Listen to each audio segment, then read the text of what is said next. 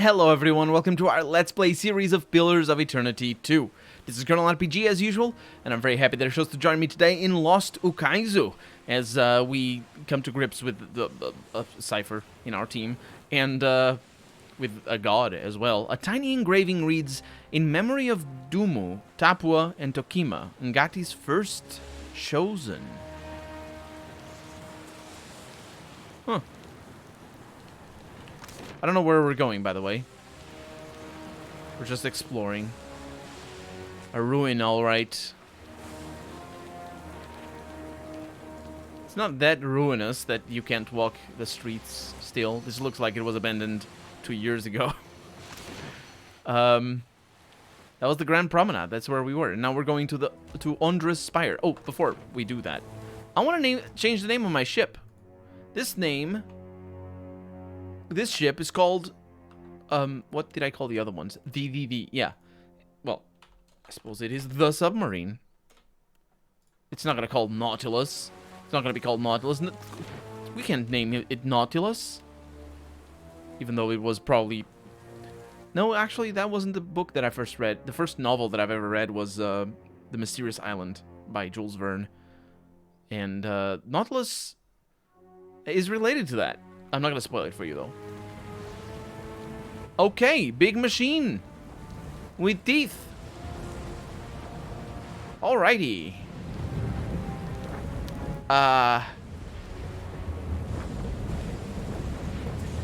Right. What do we do here?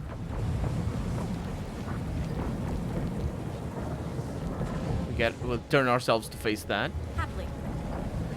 Though the device atop the tower spins in wild, blurring revolutions, the air around it is still and calm. You stand in the eye of the storm, which has cordoned off Ondra's mortar from the rest of Eora for thousands of years. You see an antiquated control panel, its levers engaged in positions of activation. Something about this place echoes with ancient awareness. Discorporate feelings of longing and distress reach out to you. Your mind is assaulted with complex symbols and postures, most of them beyond your reckoning. As the sensation pulls away, you recognize that it left behind knowledge of... Or... What's that dash there for? You recognize that it left behind knowledge of water shaping as it existed long ago. Armed with this memory, a capable water shaper might wield the power of this ancestor. Yeah, Decay should find this interesting. A deep percussion shakes the tower by its roots. Somewhere in the obscurity of the storm, Elthas rears back his fist to deliver a mighty blow. The control panel has weathered the millennia better than the rest of the city. A layer of dust covers its elegant glass tubes and engraved copper levers, which appear both intact and fully functional. And we can deactivate the machine, which I assume deactivates the storm. You grip the largest of the levers and bring it up to its starting position. The vibration of machinery gradually slows, and turbulent winds grow calm.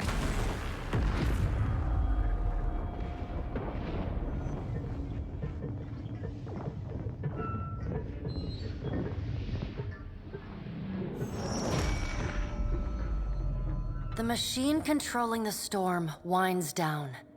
The clattering of its machinery settles into a low whir and then, at last, hiccups to a halt. Beyond the tower, the black, roiling clouds of Ondra's mortar roll away from the ancient city of Ukaizo, with only a tired sigh of wind to see them off. And on that last breath of wind, comes to you a familiar sound. The ring of a bell. The bell's ringing is soft, not the clangor and torrent you've grown used to. It calls to your soul, and your soul yearns to follow it. Your soul flees from your body and into the beyond, chasing that sound. It leads you at last to Bareth's realm, to that cold platform and room of endless doors. Watcher, your journey nears its conclusion. The pallid night stands before you, her gaunt face impassive.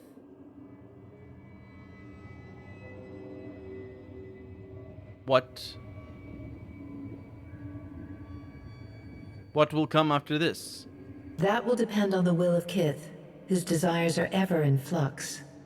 Soon you will confront Aethys for what will likely be the final time, and you will do so as the Herald of Barath, the only creature on the face of Aora to whom he will listen.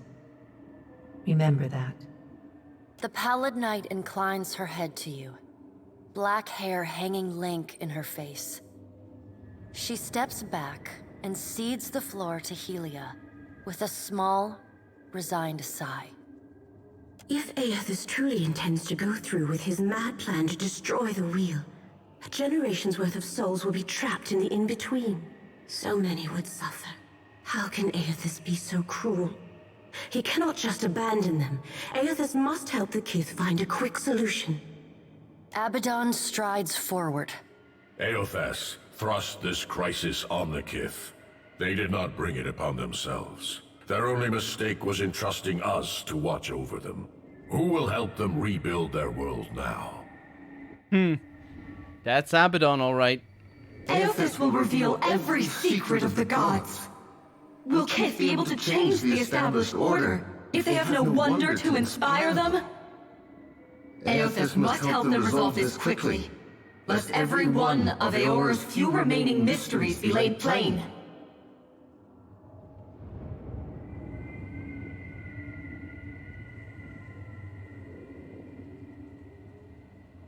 Aethys will reveal every secret of the gods.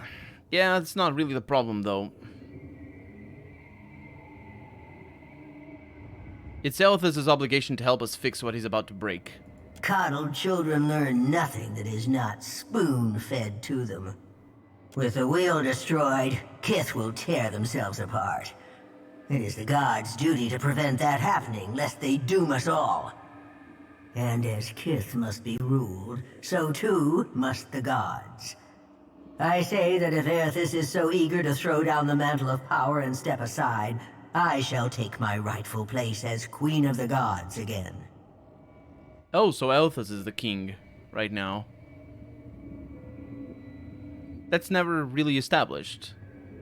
Although it hardly matters, really. She's the one that's obsessed with it. Kith are strongest when they follow our lead.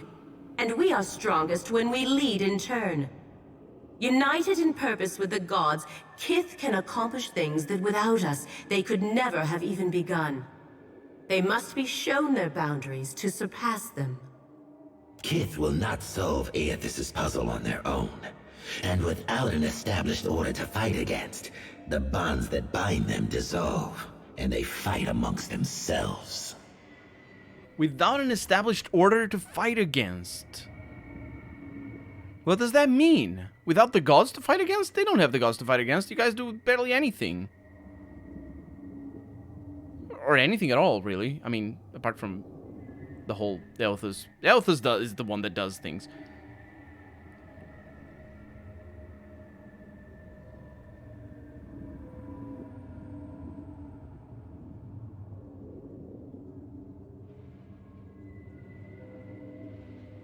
Woedica doesn't want to solve it. She wants to be queen over you all. Woedica's firm hand is but the motherly smothering of Helia by another name.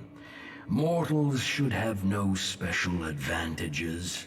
Only once Kith have striven to improve themselves through trial will they truly know their measure. Kith must suffer to find their strength if they are to survive the world into which Aethys drags them. Our intervention in your struggle would be a cruelty and counter to our purpose. He lets his words hang in the air for a moment. Gaze, level with your own. Indeed. Kith must discover for themselves what it is they are worth, and of what it is they are capable. What we do for them, they do not learn for themselves. Trial breeds ingenuity. If our work of generations was not in vain, Kith will succeed in spite of Aethys' actions. I have faith in Kith's ability to meet Aethys' challenge. Do not mistake my words for indifference, Watcher. They are born from a fierce belief in your potential, not a refutation of it. No. Megrin always comes across as as somebody who wants to put people through trial. So she comes across as very mean in the first game, mostly because Durance talks about her parts of her aspect of as a goddess of trials, as well as other things. But we're ignoring. I mean, we're sort of forgetting here that the correct line, or rather the sort of the 0 point here, is people not being tried at all by none of this nonsense. Can we just stop? Can we stop? Yeah. It's not about not stopping the trial that they're about to go through. It's about not starting the trial that they're about to go through. Which is really what I wanted to do, but I'm not really sure where that's gonna go. Let's see the options that we have here. Elthas wouldn't do this if he didn't agree with you. Maybe we're not doomed after all. That is... that's the ending of the game if you go with let's break the wheel and see what happens. It's a lot of people die probably, and just there's a bunch of bad things. But some things, like, it's not the end of the world, I'm sure. That's not the ending I'm gonna go with, because I can't see it being good. Like, as a good ending, as a good storytelling ending. I can't see it... I don't want... I can't see it being good, so I'm not gonna go with that at all. And also, it's not my character. Woedica's been dripping pessimism in my ear like poison. Woedica just can screw off. One of you has tried to convince me that mortals are destined to fail, but I don't believe it.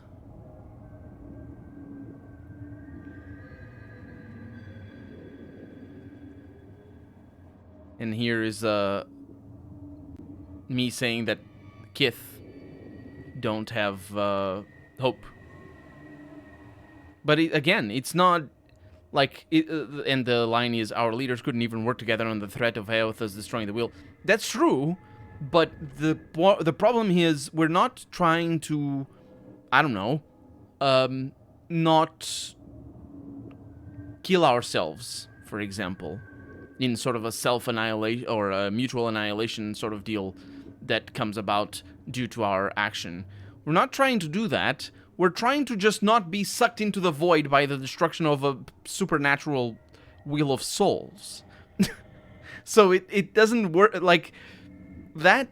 That's very true. The Kith leaders are all trash, but that's more a reflection of their hierarchical structures than the nature of the people, because the people who you meet are not trash, and they're just not leaders. But you know what I mean? It's just like you can't pick and choose. Admittedly, you're picking and choosing the leaders, but still, you can't pick and choose some Kith and say that they're all bad. And certainly when there's one other very much more reasonable explanation of why the leaders are trash, and it's because of the, again, power structures and just there's a lot of smart people to talk about that, and the politics in this game and in this setting, they're basically analogous to real life politics throughout history and even in modern day. It works the same. If you want to blame the leaders, there's plenty of reasons why that is, and certainly not because of what she's referring to here, or the lack of what she's referring to. So I'm gonna go with this one. One of you has tried to convince me that mortals are destined to fail, but I don't believe it. And yet you came to Ukaizo with only the Rawatayans at your back. All that Kith stand to lose. And even then, your leaders could not join hands, squabbling instead over prestige and resources.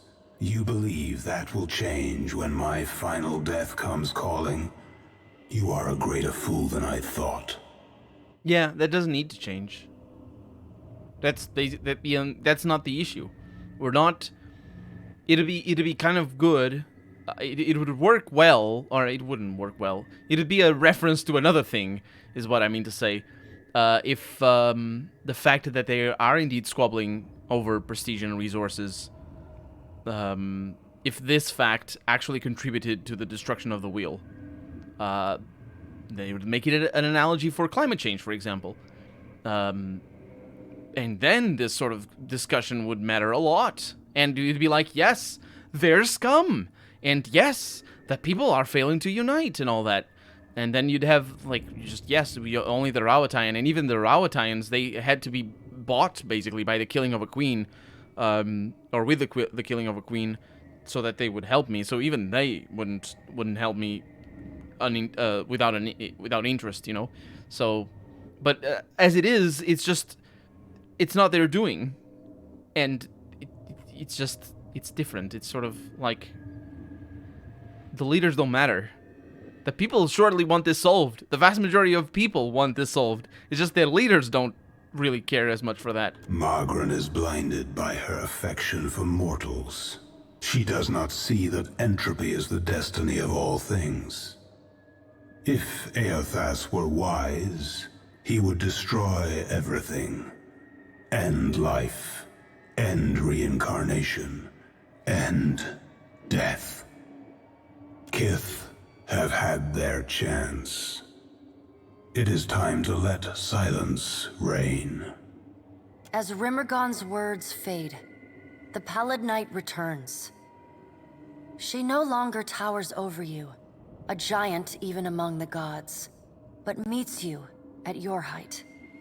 She lets the arms crossed over her chest fall to her sides.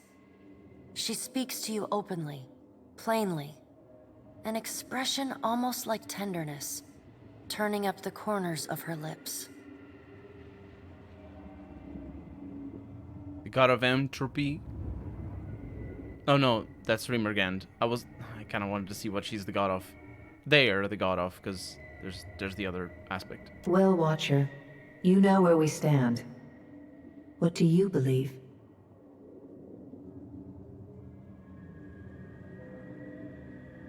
A lot of options here. I like the first one immediately. Let's read them, though.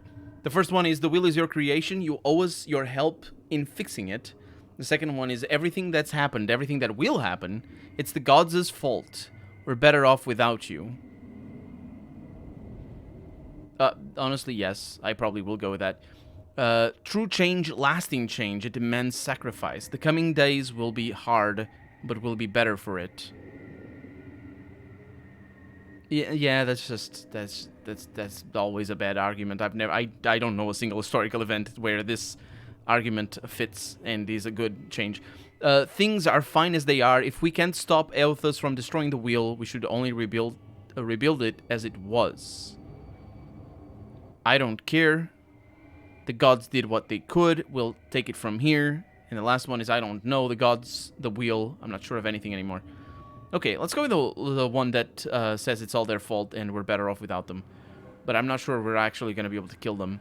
It is possible that they will wither if nobody gives them souls, though, because there's definitely something going on there in regards to feeding the gods. But I'm not sure how it works. The gods were once Kith. Thousands of Kith from long ago, but Kith still.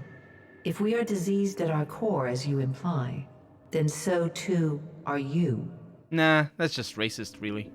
That's no. It's not really racist. It's just flawed.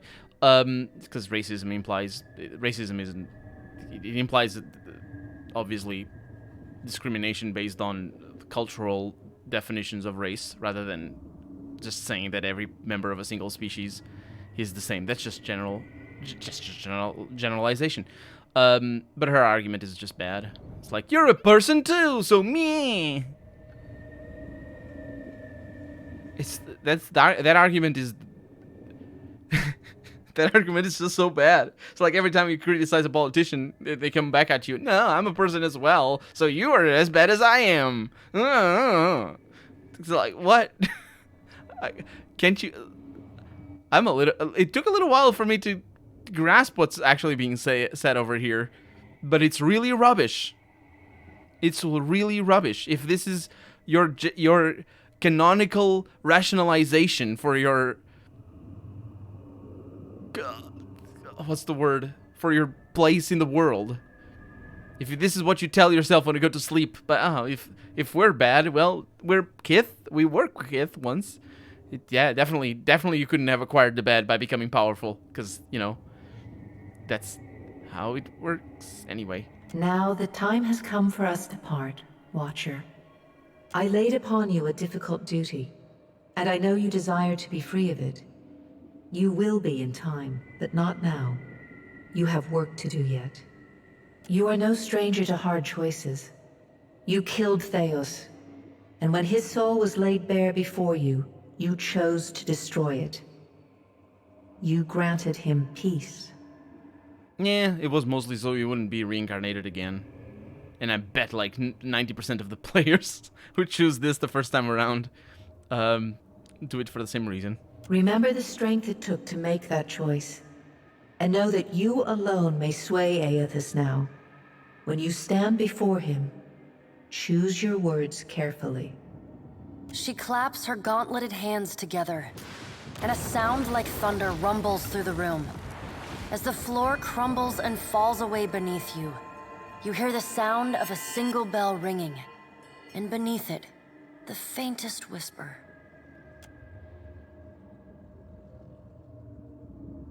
Look at that, it's Althas back there. Consciousness returns in a wave as the last of the machine's energy dissipates. The calming of the storm reveals the sprawling city around you, like sand wiped from a mosaic. You see the distant outlines of Althas raising his fist in triumph and purpose. You keep falling asleep on me, I'm gonna have to start walking behind you with a pillow. Oh, by the way, the storm's gone. Also, I think Aethys is ending the world.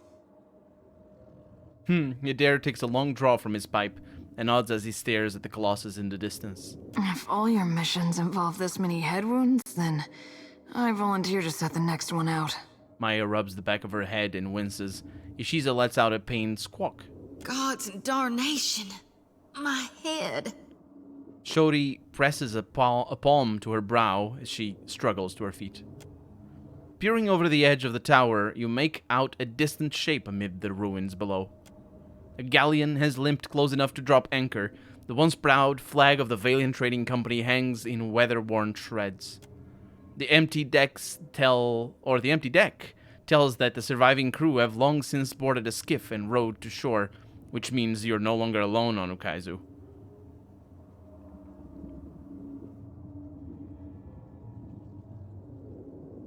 Well, if ever there was a place for a final standoff, it's Ukaizu.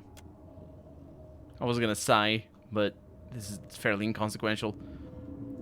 I was sort of hoping that I wouldn't find them. But we do need to go back down, and it's a bit of a journey.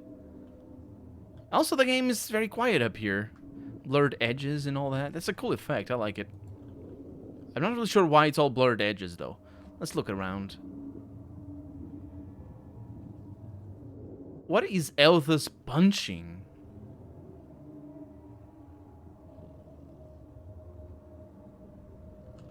Is the sun... Is the wheel like a literal... Like, his symbol is the symbol of the game. Wait, what? No, I can only go to one place. Is the wheel the sun? Or a sun? Or something that you could confuse for a sun? Or maybe the wheel or the drawing of the sun is actually the drawing of the wheel? Because that would be kind of cool. That'd be really cool. And yeah, the game is... Watcher! I suspected you'd be troubled the day I heard your name. The game is very quiet or weird. Castell carried your candle right up until the end. And here the poor fool used to be such a fine judge of character. You have always known where my loyalties are, Watcher. It is a shame it had to come to this. We can still avoid more bloodshed, Nero. Ugh, even now. But I will put a blade through your heart, Watcher. And sleep all the better for it. Oh well. Such is life. Yeah, the game is confused about sounds right now, I'm pretty sure. It is a bummer. Why do you have abilities disabled? I don't know. Oh, because cannot use all style abilities. That's the one. They cast my ability on me. Aw. Not to alarm you. No, you don't alarm me. Don't worry about it. Let's get some of this in there. It's a very surreal experience. Ooh, look at that. All the aliens. Oh, that's lovely. Okay, go for it. All the aliens is good because it's the shared defenses. So now everybody's got 121 deflection, 127 reflex, and it lasts forever, so we're basically done. Oh, that hit true. That I'm sure it's a lot of it is gonna hit true because mental binding. We're not even controlling them properly. There we go. Mental binding is really good for actually stopping enemies in their tracks. Oh no, you're stunned. How terrible. We're just absolutely demolishing them. Not possible, I'm afraid. What a curious effect. Oh boy. Why did Pallegina have to join? Lost the light. As you wish. Maybe it was just a soundtrack. I don't know. But we did it. And they're gone. Violet Redemption. 10% chance when critically hit in melee to negate wearer's next recovery. That's an interesting thing. You attack immediately once you get hit. Or once you get critically hit. It's pretty important, that distinction. But we're out of time for the day, so we're going to have to be critically hit in the next episode, because for right now, I'm Colonel RPG, and this has been the Pillars of Eternity 2. I really hope you've enjoyed it, and if you did, go ahead and leave a comment, like the video if you want to see the next episode come out sooner rather than later, but above all, thank you so much for watching, and I hope I'll see you next episode. Bye-bye, Pallegina.